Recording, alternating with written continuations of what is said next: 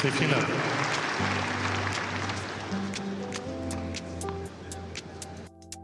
Welcome to the Service Game, where we serve you and serve starts the story. I'm your host, IBJ.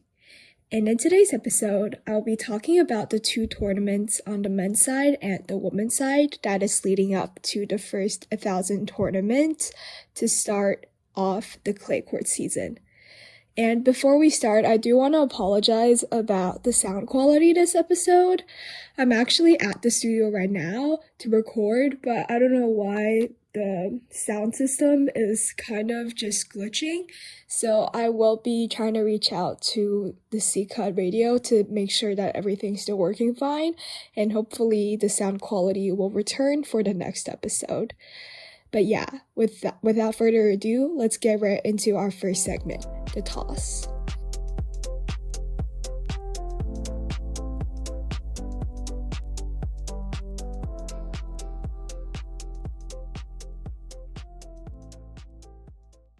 Welcome to the toss.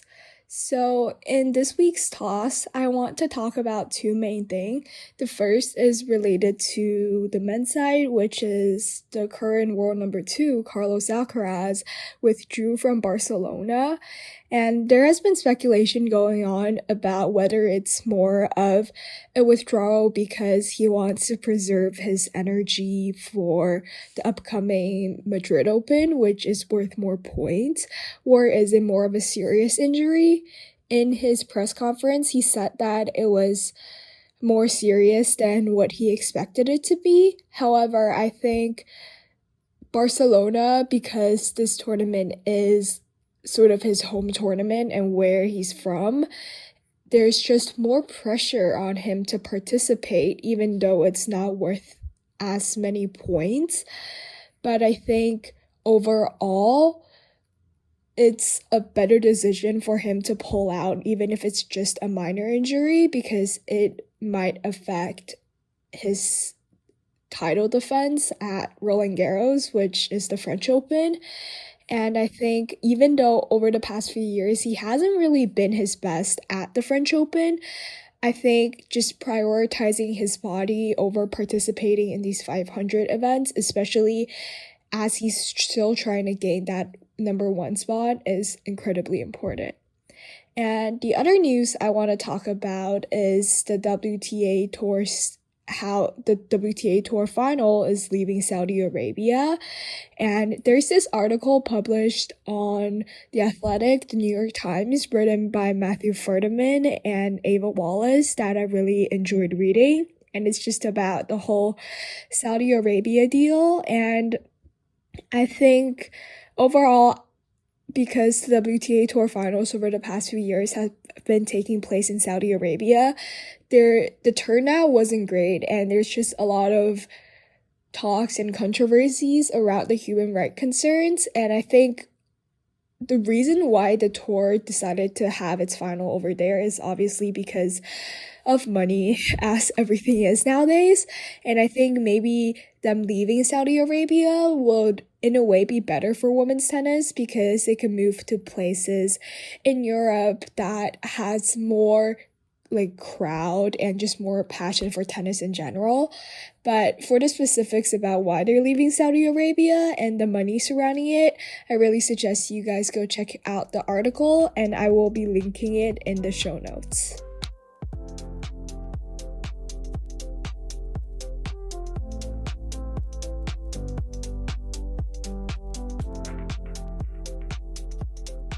Okay, welcome to The Hit.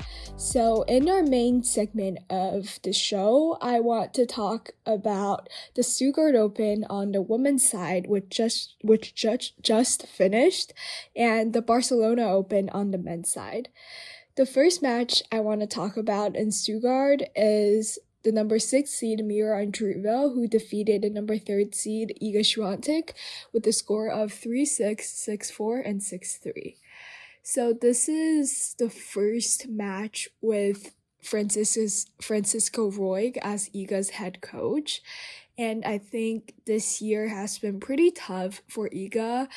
and sort of it carries a similar feel to last year, but last year during Wimbledon, which is around June or July, that's when she was able to turn it all back around. And I think even though, okay, to be honest, I really wanted both of them to win because I think Andreeva, even though she did have a title last week, she really needs to carry her momentum, and beating Iga on clay, even though Iga is not someone that's sort of like, she's obviously not as dominant as she was a few years back, I think Iga is still just a really damn good player on clay, and I think for her to sort of just calm down herself and maintain her composure against Iga is really interesting and really admirable. I think Iga is definitely struggling a little bit mentally. Her serve has been not performing as well as it did before, and however, even despite that, I would still put her on like one of the top players to win French Open just because she is Iga and she's just such a dominant force on clay. And yeah, I mean, she's been changing up her serve, and I don't know if it's working or not. I think this has nothing to do with her form. It's more with just her mental side. But I mean, for her to come back and go to the semifinal, I think even though it's definitely not what she wanted, it's still a pretty good result. Maybe just not for her, but yeah. Okay, and the second match I want to talk about is this number 7 seed Karolina Muchova, who defeated the number 2 seed Coco Gauff with a score of 6-3, 5-7, and 6-3. So this was an incredible match. I think part of the reason why this was sort of in a way unexpectedly good is because Muchova has never beaten Coco Gauff before. However, this is their first time playing on indoor clay, and I remember reading somewhere that really just boosted the confidence for Muchova because despite the really one-sided record, Muchova knows that because they've never played on this surface that she might have an edge. And I think a lot of people really wanted Muchova to win, and I think she was able to stay just really grounded and focused even during the break points. And Coco is known for winning by playing ugly, which is not a bad thing at all. I actually really admire the fact that she's able to just, even if she's not playing at her best, to win. And this is actually their 7th time playing each other, and Coco has won all of the 6 times. But Muchova, I think it's also just really, really admirable for her to come back knowing the record. As I said before, I think definitely her mindset is pretty just focused, and I think this is a really great match for her because it really definitely boosted her confidence. And I think I mentioned this in a few episodes back. I think she's really one of the players who's playing her best tennis of this season, and she won an 1,000 title this year, and now she's being really consistent no matter the surface. She's going into semifinals on the hard courts swing previously, and now she's getting into these finals on the big clay tournaments. So yeah, I think this is a really great performance. And following that, the final actually just took place before I started recording this podcast, which was Elena Rybakina versus Karolina Muchova, and Muchova lost in 2 straight sets.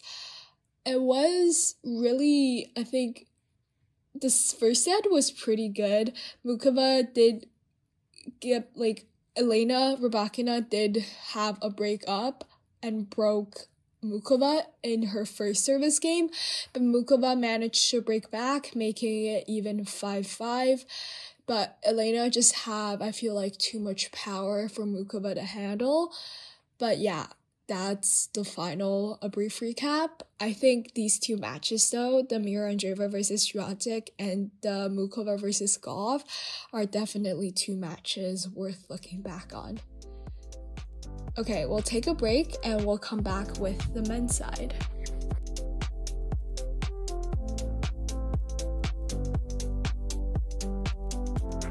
Welcome back to The Hit Part 2. So on this part of this segment, I want to talk about the ATP 500 event in Barcelona. So with Carlos Alcaraz withdrawing, it kind of just left the field open. And the two matches I want to talk about are the two semifinals. The first one being the number 5th seed Andrei Rublev, who defeated the qualifier Hedro Medjedovic with a score of 3-6, 6-2, and 6-2. I think this is a really, really good win for our Rublev. I mean, we haven't been hearing much from Rublev.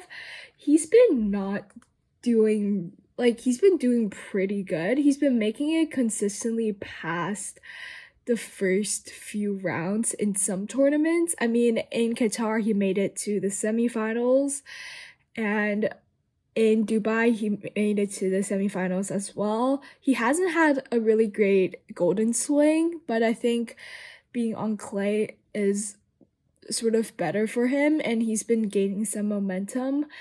I mean, overall, I think this was just a really confidence boost for Andre, and now he's up to number 12th in the live ranking, and this is his first final since Hamburg of last year.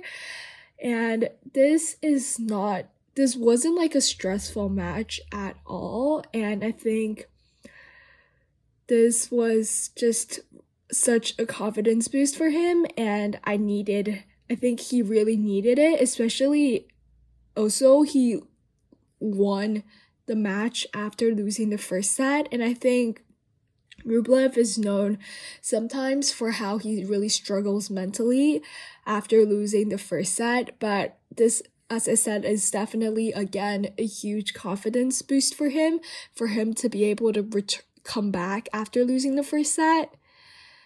Okay, the second match I want to talk about is number 9th seed Arthur Fils, who defeated Hodar with a score of 3-6, 6-3, and 6-2. I really, really enjoyed this match. I think both of these two players are really, really entertaining players to watch. And I also just keep on forgetting that Fils was out since like Roland Garros last year. And he just came back a few months ago, maybe 2 or 3 months ago. And his comeback is going extremely well. I did not expect him to come this far. And he's already into his second final this year, which I think is really, really admirable, just considering that I think he's even performing better compared to how he was prior to his injury. I think even before his injury, he would play these fantastic matches, but it will be sort of a struggle for him to follow up on these matches. Like, he'll play an incredible match, and then the match afterwards he'll just lose in 2 straight sets, and it's always a problem for him to sort of match up to his intensity if he has won the match before. But I think from him also just taking maybe a small break from tennis, his just performance back, I think he's first of all more mature, and he's able to keep his composure despite being down in a tiebreak, for example. And overall, I do think that this is a great level from both. I think I also want to give credit to Hodar because he's really young and he's definitely on the right track. I think I do see Fils in a way being in the year's year-end top 10. Just because if he's able to keep up this level, I mean, I think he's able to sort of surpass his level last year. And because he was out basically after French Open, he has that chunk of the period in the tennis season where he has no points to defend, and if he was able to win more matches during that point, he's definitely going to jump up in the rankings tremendously. So yeah, but that's all for the hit, and we'll take a break and we'll get back to the follow through.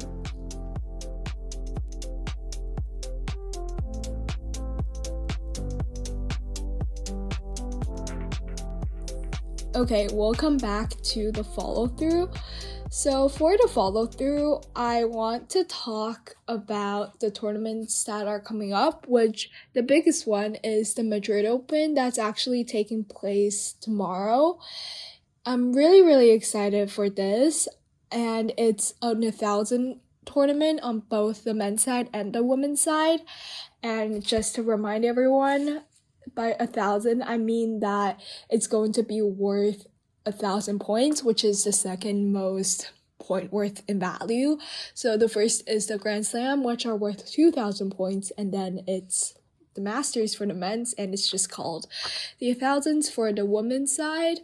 But yeah, I'm really excited, and I think it'll be just really interesting to see how Alcaraz come back and play, because I want to assess just how severe his injury really might be. And I think just on the men's side, the storyline of Sinner and Alcaraz chasing the number one in the world before the French Open is something that's definitely just really intriguing. And yeah, it's just such a precious thing that we have. And on the women's side, I mean, there's so many storylines. I really want to see how Iga's going to do in the clay court season, how Sabalenka can hold up, because she did withdraw from Stuttgart, and also how if Rybakina is able to keep up her form. So yeah, there's just a lot of storylines, and that's all for today's episode. Thank you so much for listening. I again apologize about the sound quality. Subscribe on YouTube, rate my show, and give my show a follow on whatever platform you're streaming. Thank you so much for listening again, and I'll see you guys next week. Bye.